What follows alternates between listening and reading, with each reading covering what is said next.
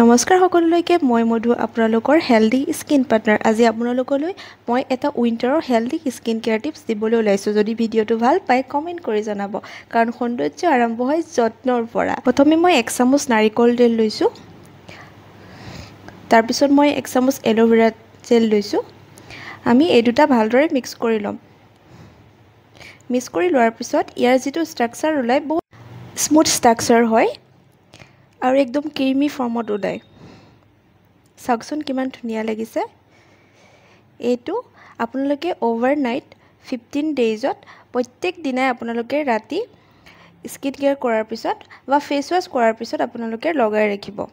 আৰু উইন্টাৰত যেটো আমাৰ স্কিনখন ৰাফ হৈ যায় সেই ৰাফনেছটো নাইকিয়া হৈ যাব আৰু স্কিনটো বহুত হেলদি যেন দেখাব আপোনালোকে গোটেই মুখখনত য'ত আপোনালোকৰ স্কিনখন বেছি ৰাফ হৈ গৈছে যেনেদৰে আমাৰ ওঠৰ কাষত হয় বা গালত হয় নাকৰ ওচৰত হয় কপালত হয় তাত ভালদৰে আপোনালোকে এটো এপ্লাই কৰিব এপ্লাই কৰি 2 মিনিট মান সময় অলপ মাসাজ কৰিব সাৰ্কুলাৰ মোচনত অলপ মাসাজ কৰি দিব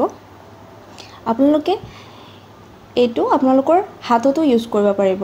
হাততো হাতখন আমাৰ বহুত বেছি ৰাফ হৈ যায় ঠাণ্ডা দিনত তো এটো আপোনালোকে হাততো ইউজ কৰিব পাৰিব মই আপোনালোকক মুখত ইউজ কৰি দেখাইছো মই অলপমান মাসাজ কৰি দিছো আপোনালোকে খুব বেছি 2 মিনিট মান আপোনালোকৰ স্কিনখন অলপ মাসাজ কৰি দিব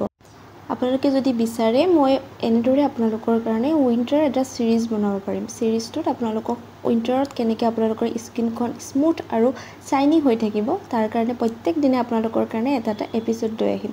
তো প্লিজ মোক কমেন্ট কৰি জনাব আৰু লাইক শেয়াৰ কৰিব নাপাহৰিব তো আজিলৈ বাই বাই